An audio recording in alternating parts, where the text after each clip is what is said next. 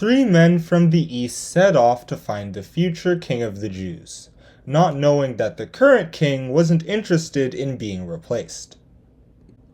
When Christ was born in Bethlehem, when Herod wore the crown, three wise men from the east set out for Israel's biggest town.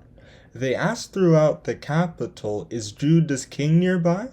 We saw his star from way out east. We want to serve this guy." The news of what these men had said made everybody tense. So Herod gathered all the scribes and asked for their 2 cents. He asked them, "Where will Christ be born?" They told him, "Bethlehem." A prophet said a leader there would rule Jerusalem. In secret, Herod asked the men when Christ's bright star appeared. He sent them to the town and said, "Go find this child, you hear? When you have found him, let me know. I'll worship him with joy." So they went out and tracked the star until it found the boy.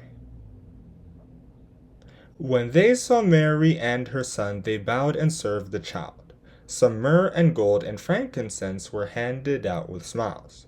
God told them in a dream that night what Herod had planned out. So when the three men went back home, they took another route.